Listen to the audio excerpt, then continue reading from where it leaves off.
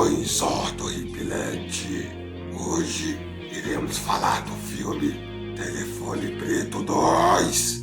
E eu não vou dar muito spoiler, mas talvez dê um pouquinho de spoiler. Então, se você tá querendo ver, eu recomendo que veja no cinema, achei muito bom. Então assista, depois assista o vídeo e veja se compartilhamos das mesmas opiniões sobre o filme. Dito isso, vamos ao vídeo!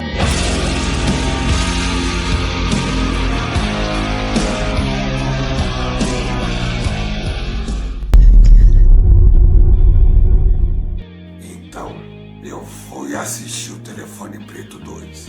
Tava ansioso, gostei demais do primeiro filme. Tava com uma expectativa porque fiquei pensando, eles vão manter o filme na mesma vibe do primeiro, que era um suspense, ou eles vão inovar, vão mudar alguma coisa. Bem, foi isso que aconteceu. O filme virou terror.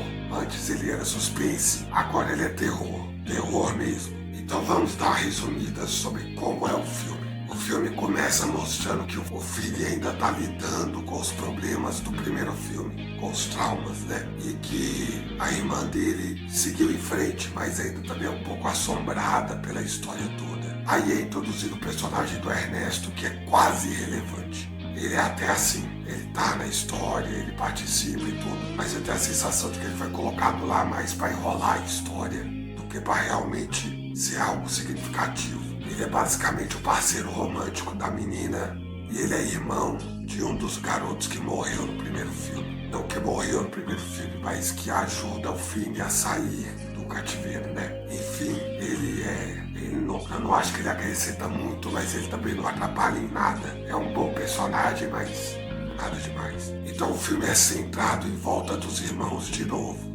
Finny e Gwen. E ela começa a ter uns pesadelos e ficar sonâmbula. E ela acaba descobrindo uma coisa que leva ela a ir para um acampamento de inverno, verão, né? Mas é que tem tanta neve que a gente pensa que é acampamento de inverno. Aí eles vão começar a desvendar meio que a origem do Grabber. E o Grabber só vai aparecer do meio para frente do filme. O filme demora um pouco para desenvolver e pode ser um pouquinho maçante no começo, mas não deixa de ser interessante. Mas é que se a pessoa tiver com a expectativa de ter logo o terror de início, não é assim, demora um pouco para começar o terror mesmo. Até porque o filme tem um pouco menos de 2 horas. Então vamos dizer que a partir da segunda hora que ele começa a ficar terror mesmo. Então o filme se desenvolve desse acampamento, com eles desvendando a origem do Grabber, as primeiras vítimas dele, e com a Gwen tendo pesadelos sobre as vítimas dele, e o filme recebendo ligações do mundo dos mortos. Eu não vou dar muito mais spoiler que isso. Mas então vamos para o que eu gostei no filme. Eu adorei uma coisa. Esse filme, ele me passou uma vibe de um dos melhores filmes de terror que eu já assisti, que é Sinister, A Entidade. Vocês lembram do filme Sinister? Que quando ia passar os vídeos das crianças que assassinavam os pais, era passado como se fosse num Super 8. E tinha aquelas músicas assustadoras. Tem essa mesma vibe toda vez que a Gwen sonha com as crianças. É nessa mesma vibe, é bem assustador e dá aquela sensação de perturbação, de terror iminente, sabe? É bem bizarro. Eu gostei muito disso. Colocar aquela vibe A Entidade nesse filme combinou demais. Eu gostei demais da atuação do filme. É super bem atuado, principalmente a Gwen, é interpretada pela Madeleine McGraw. Caramba, cara, tomara que essa menina faça mais filme de terror. Ela passa um pavor pra gente. Quando ela tá com medo, ela grita. Teve uma hora que ela gritou com tanto pavor que eu quase que senti o medo dela. Ela atua bem pra caramba. Eu adoro essa menina. Tomara que ela continue fazendo filmes de terror. O filme também atua muito bem, mas pra mim a estrela do filme é a Madeleine, a Gwen. Agora outro ponto que eu gostei, que eu tava preocupado. Eu tava um pouco preocupado deles transformar o Grabber em um tipo de monstro, né? Tipo uma coisa que nem o Jason, o Freddy Krueger. Mas eles não fizeram isso. Isso é meio que um spoiler, mas não é tanto assim. O Grabber meio que vira um espírito vingativo, quase que um demônio. Ele explica isso no filme, vocês vão entender. E ele fica meio que Freddy Krueger. porque ele só pode agir quando a Gwen sonha. Mas é porque a realidade dele, ele basicamente está fora do inferno. Então a realidade paralela, ela interage com a realidade dos vivos.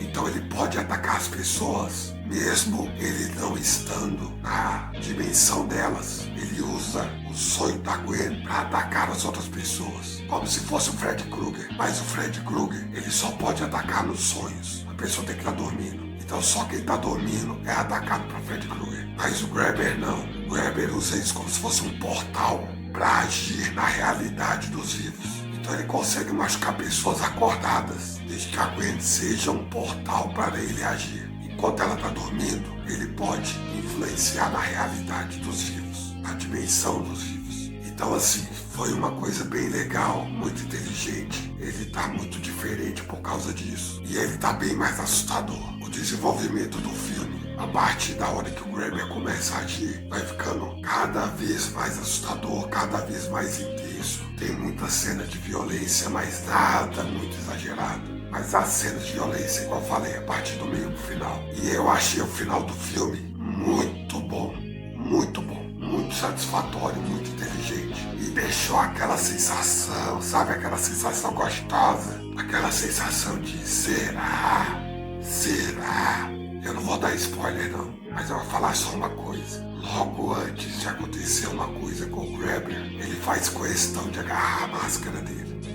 Será? Isso pode significar alguma coisa? Quem assistir vai entender. Eu achei que foi um sinal, sabe? Que teríamos mais. Mas então, dito isso, a única coisa que eu achei chatinha foi a demora para começar a ter um pouco de ação no filme. Mas isso aí dá pra relevar completamente. É mais pela ansiedade de ver logo o terror se desenvolver de uma forma intensa. E esse filme, eu acho que é um dos melhores, se não o melhor filme do ano que eu assisti de terror. E eu diria que ele é uma fusão de A Entidade, um pouco de Sexta-feira 13, quem assistir vai entender. E A Hora do Pesadelo. Pega esses três filmes e junta, é meio que o Telefone Preto. E é um filme muito emocional, é um filme que mantém a gente preso na história. Como eu disse, extremamente bem atuado e com um final que é, muito bom. Assista o Telefone Preto 2. Quem já assistiu no cinema, acho que vale a pena, principalmente porque a trilha sonora é muito boa. E trilha sonora no cinema geralmente faz a experiência ser muito mais envolvente. É isso que eu tinha pra falar sobre o filme. Espero que assista,